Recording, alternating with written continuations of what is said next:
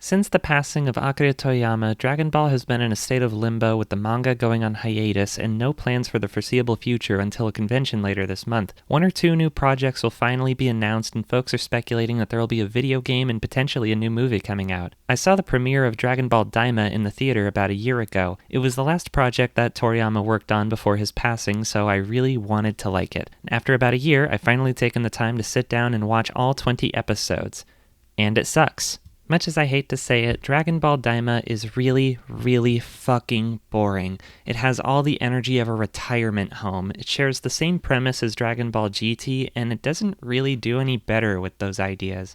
The art looks really good. Whoever worked on illustrating these things and making them move deserves an applause, and the soundtrack is really catchy and full of whimsy. But the writing and storyboarding of the show is absolutely horrendous. Half of the show is about Goku riding in cars, riding in planes, having engine troubles, having their cars or planes stolen or smashed up, having to get a new car or a new plane, sleeping in hotel rooms, and eating in restaurants, with occasional trips to the store. Daima is set in a demon world, but all of its denizens are either extremely normal, polite people or generic Saturday morning cartoon foot soldiers. At first I was excited to be getting some new Dragon Ball lore in this show, but the show doesn't deliver its information in an interesting way at all. We're constantly bombarded with long scenes of characters sitting around lethargically lecturing each other on the origins of Namekians or the Supreme Kai or fucking Dabura or something.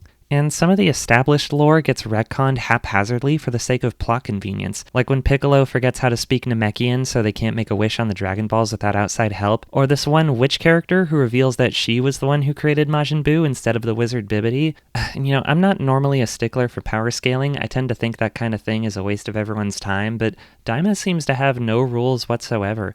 We never get a sense for exactly how much weaker Goku has become in his kid form. It seems to rapidly change depending on the situation. Oh no, now that we're kids, we can't fly. Okay, we can fly now. Oh no, the atmosphere in the demon realm is so heavy, we can't fly. Oh wait, we can fly, but only for a little bit. Oh wait, no, we're in an epic fight scene now. We can fly at 1,000 miles an hour as long as we want. Oh no, now we're totally scared of this giant octopus. Oh no, we're not. We can still go Super Saiyan and blow it the fuck up.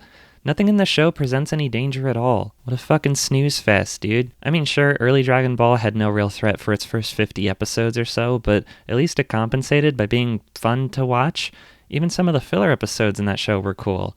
Daima is a 20-episode limited series. It shouldn't have any filler at all. This could have been a 90-minute movie and it would have been better off. Just a FYI, I'm about to majorly spoil the fuck out of the few interesting things that do happen in this show. Skip to this timestamp if you don't want to be cursed with knowledge. I'm just not sure what the point was of making all the main characters turn into babies.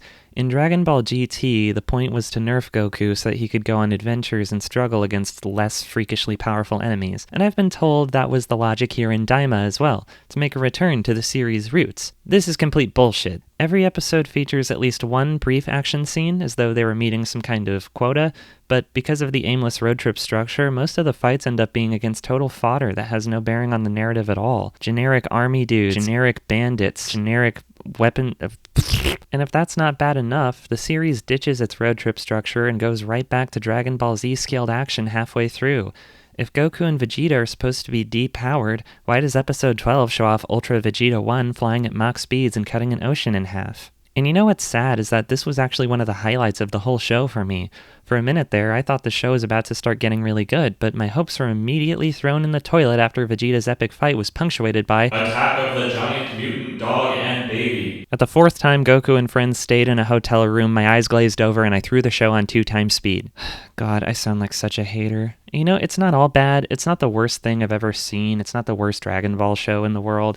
I liked some of the new characters. Majin Buu talks like Meatwad and he has a few funny gags here and there. I liked Vegeta's murderous intent slowly building as the Tamagami asks him a math question for babies. And I like when Bulma scolds Vegeta and he gives in to her demands like a dog on a leash. The show's main antagonist Goma was kind of a throwaway character, like a less funny Emperor Pilaf, but I liked his design. He's like an evil version of Zenny. And the climactic final battle was flashy and fun to watch, Kind of like the duel from the end of The Phantom Menace. I don't really feel invested in the conflict or any of those characters, but the fight choreography was pretty cool. Now, this is the real big one. I'm about to spoil the climactic ending fight of the show, and this is like the real big stinker of the whole thing. While I liked the redesign of Super Saiyan 4, it came far too late in the series to leave much of an impact. By the time it happened, my brain was fried from all the boredom. I actually needed a break before watching the last 4 episodes. I feel weird about Goku's giant hands, and given the fact that this show takes place before Super, I have a feeling we're never going to see this transformation again. The way Goku unlocked it felt like a total afterthought too. It's like we're expected to be satisfied with the fact that it happened at all, but not with the narrative that caused it to happen. Goku with red hair is cool, I love to see it, but I'm afraid this ending didn't make the rest of the show feel worth it to me. So sad. The show's OP promised me a brand new story, and what I got was an underwhelming rehash of elements from the Buu saga and the miserable beginning of Dragon Ball GT. Nerds on the internet keep telling me, it's just like early Dragon Ball, bro, but it's not like that at all. Classic Dragon Ball made me laugh till I cried. It had characters who were loud and expressive, villains who were threatening, some of the most fun, wacky adventures I've ever had. Does anything in Daima actually come close to the Red Ribbon Army saga? Do the battles with the Tamagami feel as dire as the fight against King Piccolo or Ten Shinhan? Sorry, but I don't recall OG Dragon Ball featuring some kind of engine troubles in every single episode.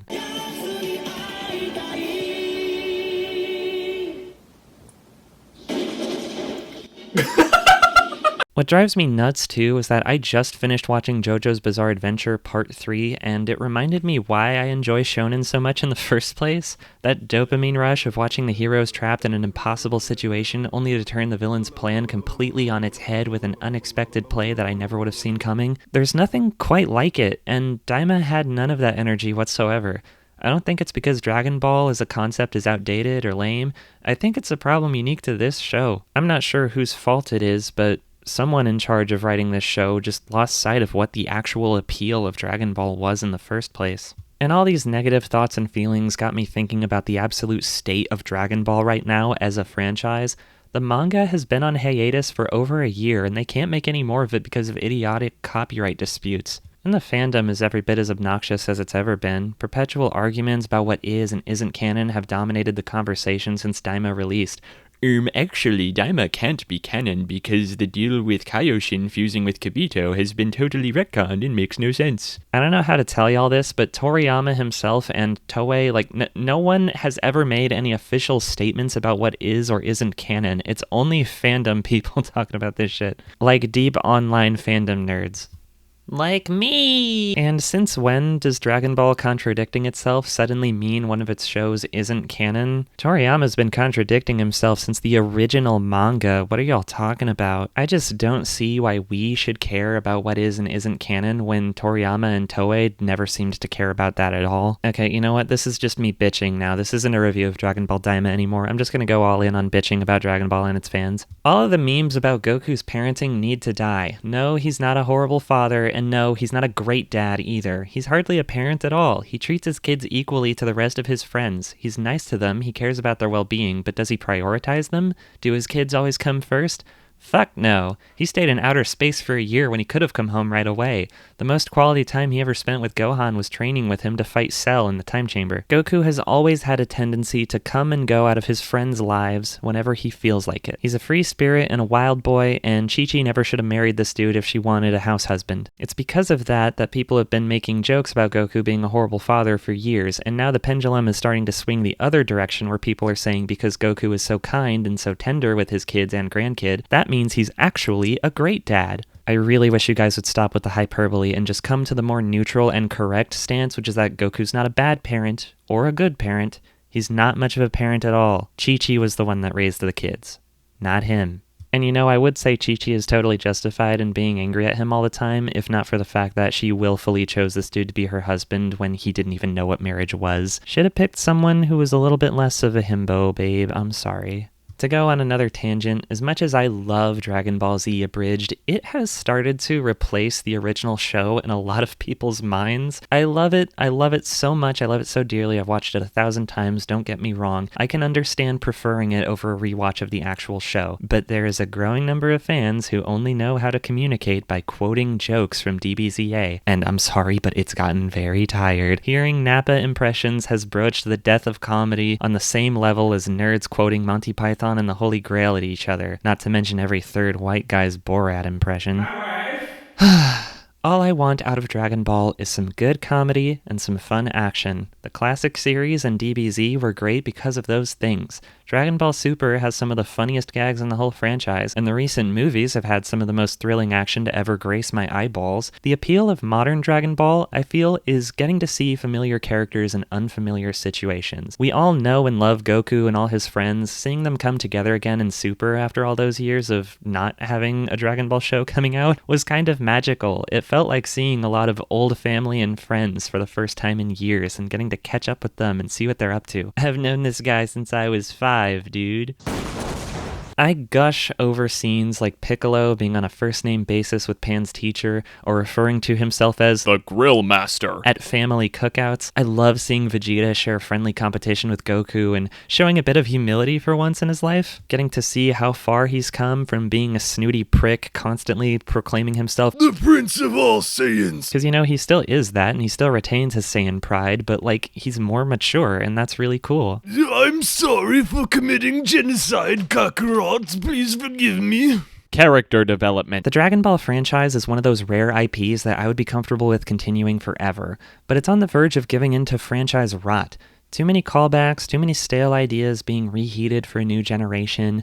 It seems like showrunners and mangaka have become obsessed with giving us the most surface-level fan service instead of advancing the series' identity and providing a new angle to it. If you ask me, the series' mainstays should be the comedy and the action, the things that made it appealing to begin with. We don't need a total reinvention of the formula, we just need one or two new elements added in, and the stories will keep feeling fresh. Toyotaro should carry the series into the future with new characters and go beyond the epilogue of Dragon Ball Z. The Moro arc was a prime example of how the series could maintain its longevity. The groundwork has all been well laid with Frieza's newest transformation, and when the announcements come out in a few weeks, I'll be going into the news cycle with high hopes but low expectations. I'd love nothing more than to see a second season of Dragon Ball Super, but that anime ended in 2018, and I see no reason why Toei would choose now of all times to revive it. I just hope I get more of the manga before my country implodes on itself. Sure, it may not be the same without Toriyama's oversight, but I believe in Toyotaro's ability to give us more of that classic DBZ tone with a new spin. He may have started out rough, but he's improved a lot over the years. I don't mean to be disrespectful, but judging from my view of Daima, I do believe this franchise can survive without the legend who created it.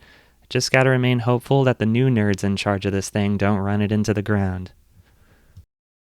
If you want to see more fun videos like this one, feel free to throw money at me so I can keep the pantry stocked. I hate corporate ads and sponsorships with a fiery passion. Even though that's where the real money is on YouTube, I'd love to gain more support through crowdfunding so that I don't need to resort to that. On my channel and my Patreon, I like to do art vlogs, anime and movie discussions, short films, and I even stream video games with my friend Trixie the Golden Witch on our collaborative YouTube channel Slime Dolls. My friends and I have a lot of projects in the pipeline, so I hope to see you soon. Finally, I'm done editing this.